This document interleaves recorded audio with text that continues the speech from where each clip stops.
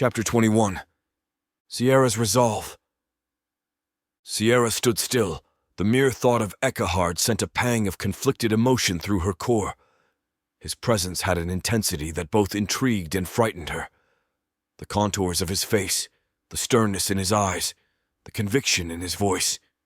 It was as if he were the embodiment of both danger and charm. Yet every time her mind meandered to Eckehard, it would inevitably drift to the haunting memory of Blankenship's demise. The scene played out repeatedly in her mind like a torturous loop. The suddenness of it all, the shock and the agony. Blankenship's death was a raw wound that hadn't begun to heal. Katie, sensing Sierra's sorrow, placed a reassuring hand on her shoulder. "It's going to be okay, Sierra." Sierra nodded, but her eyes were vacant. She was pulled from her thoughts by Mark's sudden announcement. "There's someone coming." Sierra's heart raced as she deftly drew her pistol, its cold grip an all too familiar sensation in her hand. A rifle, heavy with the promise of protection, hung snugly across her back. She pressed herself against the coarse bark of an ancient oak, trying to meld with its shadows. Nearby, her team mirrored her actions, every one of them tensed and ready, their breaths held, eyes alert, ears straining for any hint of what approached. The woods had been their refuge and prison for the past 2 days, an endless maze of trees and underbrush. They were in pursuit of Dina and the other girls, young souls that Sierra had once snatched from the jaws of torment, freeing them from the chilling grasp of captivity. Every rustle, every distant footstep, had them wondering if they were moments away from a confrontation with Commander Guan Yin's dreaded troops. With every passing day, Sierra's dread grew. The thought of those girls, their innocent faces etched in fear, falling back into cruel clutches of captivity, was unbearable. She prayed, not for her own safety, but for the safety of those young lives she'd had freed. The woods around them fell eerily silent. All that could be heard was the quiet rustling of leaves and the distant call of a bird. The approaching footsteps were getting closer, the weight behind each step revealing more than one person. Sierra tightened her grip on her pistol, ready for whatever was about to emerge from the thick veil of trees. The fate of the girls and their own lives hung precariously in the balance. The tense atmosphere grew thicker, the weight of anticipation nearly unbearable. Shadows danced in the distance, growing larger and more defined with each passing second. The dim light filtered through the thick foliage, casting an eerie glow on the approaching figures. One by one, figures emerged from the trees. At first, all Sierra saw were shapes, then the clear silhouette of young girls, their faces etched with weariness and fear. And then, behind them, a figure Sierra had hoped, yet feared, she wouldn't see again. Diana. Dina's once bright eyes now looked tired, but a fiery spirit still burned within them. She had been Sierra's lifeline once, tending to her wounds and nursing her back to health after a near-fatal encounter. Their bond was unbreakable, forged in the crucible of captivity. Sierra's team lowered their weapons slowly, relief evident in their postures. Dina rushed forward, her steps hesitant yet eager. The two women locked eyes, and for a moment, the world around them faded. They shared a tight embrace, tears of relief spilling from both their eyes. "I didn't know where to go, where to hide. We just kept walking, moving in the woods." Dina broke down, squeezing Sierra even tighter. But the reunion was short-lived. Dina whispered urgently into Sierra's ear, her words heavy with urgency. "They're not far behind us. We have to move. Now." Sierra nodded. Ending their welcomed embrace, Sierra signaled to Katie, Mark, Timothy, Steph, ensuring each saw her. Quickly they gathered around the girls as they moved out. The shadows of the trees provided some solace, but every rustle in the underbrush, every bird that took flight made the group jump. Katie and Mark took point, their experience in the wilderness showing as they led the group through the least resistant paths, sidestepping traps and pitfalls that nature, and sometimes man, had put in place. Behind them, Timothy and Steph kept their eyes on the rear, weapons ready, ensuring that no one could sneak up on them. Their eyes constantly darted back and forth, ears straining to catch any sound that wasn't of the forest. The two communicated silently with hand gestures, having become a cohesive team over much time together. Sierra and Diana were in the center, along with the young girls. Each step was taken with caution, ensuring that the girls, weary and traumatized, didn't stumble or fall behind. Every now and then, Dina would whisper words of encouragement to the children, comforting them, holding their hands and promising safety. As they moved deeper into the forest, the thick canopy overhead blocked out most of the sunlight, giving the group a bit of cover from potential aerial reconnaissance. The journey was hard and fraught with peril, but the hidden railroad tunnel was their sanctuary, a place where they had stockpiled supplies, medicine, and weaponry, a place where, for a short while, they could rest and plan their next move. After days of slow travel, Mark signaled a halt. He whispered, "Just over this ridge. The tunnel entrance is close." Everyone nodded, hearts pounding, knowing that they were almost to relative safety. Reaching the top of the ridge, the hidden entrance to the railroad tunnel came into view, cleverly concealed behind foliage, logs, and camouflage nets. Sierra gave a silent sigh of relief. Once inside, the thick walls of the tunnel would shield them, at least for a time. As the last member of the group entered the tunnel, Sierra took a moment to look back, watching the forest for any sign of pursuit. "Are we safe here?" Dina asked, looking around with her eyes adjusting to lanterns, glowing faintly, placed at intervals to light up their surroundings.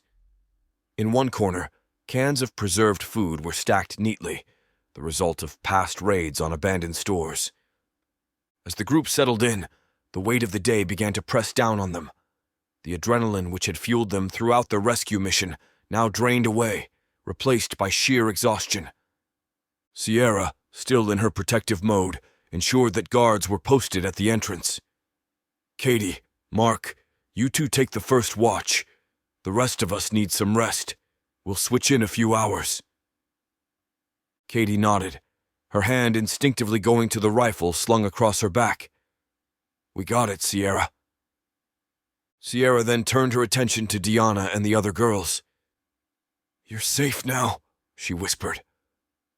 The relief evident in their eyes was evident. They had been through unimaginable horrors, but now they were with people who would protect them. The dim light from the lanterns cast shadows on the tunnel walls, dancing and shifting as the group settled down. The soft hum of whispered conversations filled the air as they shared their stories and their fears. Sierra awoke the next morning with a start, the realization hitting her that no one had roused her for her watch shift. Jumping to her feet, she darted to the entrance, expecting the worst.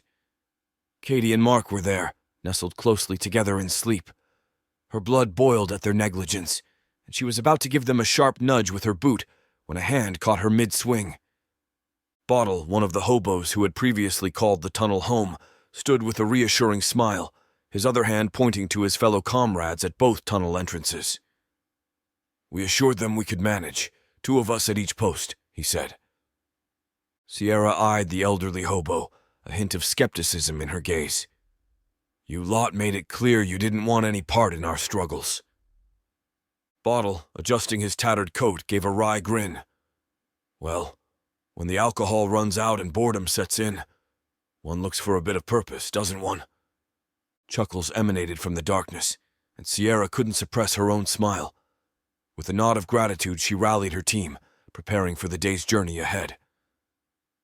Sierra felt energized by the exchange and looked forward to their new mission.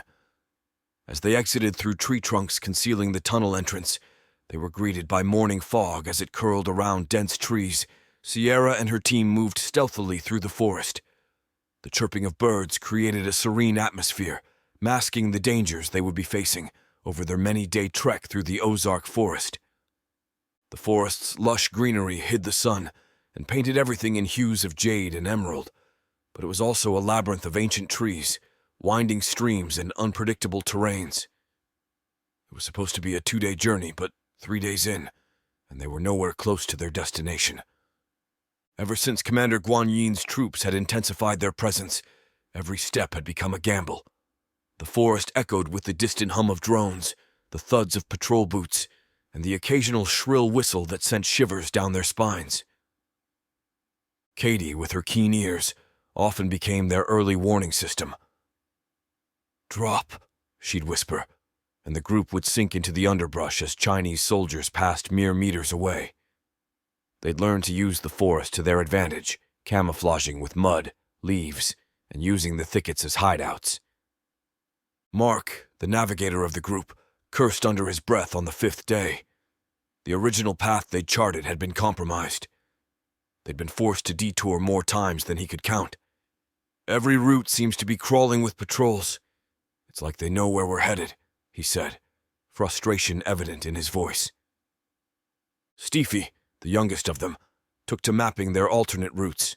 With nimble fingers, she sketched out the trails they'd taken, marking potential water sources, hideouts, and noting areas with heavy patrols. On the 6th day, as evening was setting in and the group was tired from their movements through thick brush, Sierra spotted a ridge. The sun painted the horizon in orange and pink hues, and there, beyond the ridge, was the unmistakable landmark Eckhard had mentioned. It was further than they'd hoped, but it was in sight. Sierra recalled the snippets she had overheard from Eckhard's distant conversation with Commander Guan Yin. While she couldn't piece together everything, one thing was clear. There was something significant about a 5-mile radius they were now approaching. The group had to rely heavily on Sierra's keen senses and instinct. She had always been adept at picking up on little details and reading between the lines. After all, that's how she had managed to eavesdrop on their conversation. "I remember them mentioning this region specifically," Sierra whispered, trying to remember every detail. "They had a sense of urgency, and it wasn't just about executing people." Mark, squinting through the binoculars, suddenly whispered, "There's something ahead." His finger pointed to a clearing that seemed oddly maintained amidst the otherwise untamed woods. Approaching cautiously, they found an old facility, its once decaying structure now humming with activity. Newer vehicles parked outside and fresh tire tracks indicated recent movement. Katie, staying low, commented, "This isn't just about clearing out locals. This place is important. But why?" From the shadows of the dense forest, Sierra and her crew covertly observed the sprawling facility. Its imposing structure was an indication to an underlying mystery they couldn't yet decipher. Even with Sierra's hard-earned intel, an air of caution clung to the group. The very nature of Eckhard's involvement, whoever he might be, was pronounced by the considerable resources and power the facility wielded. Squinting, Timothy analyzed the movements of the guards. "They're not mere guards," he murmured, the realization evident in his tone. "They're on a mission, either to locate something precious or to shield it." Shielded within their sanctuary, the team continued their surveillance. As Chinese military vehicles poured out from the facility, and realization struck Sierra. It's part of the underground labyrinth. Katie's breath caught, memories flooding back. "Like the one in Jefferson City," she whispered, recalling the painful demise of her father during the siege of the FEMA camp. Mark, eyes never straying from the scene, questioned, "How extensive is this network?" Timothy, with a hint of dark humor, quipped, "Judging by all this, might as well stretch to China." Steph interjected, skepticism evident. "That's ridiculous, isn't it?" As more machinery and equipment emerged from the massive edifice, Sierra, the natural leader, interceded with determination. "It might not lead to China, but we have to discern its path and notify our allies." Her gaze met each of theirs, a silent plea for unity. Mark, ever the impulsive one, countered, "Let's make our move at dusk." But Sierra was resolute. "All of you retreat to base. A single infiltrator stands a better chance. The more we are, the higher the risk." Her words were firm, allowing no debate. Murmurs of discontent rippled through the group, but they trusted Sierra's judgment. All but Katie. For Katie, it wasn't just a mission. It was personal. The thirst for vengeance for her father's death consumed her. "I'm not retreating," she declared, her eyes fierce.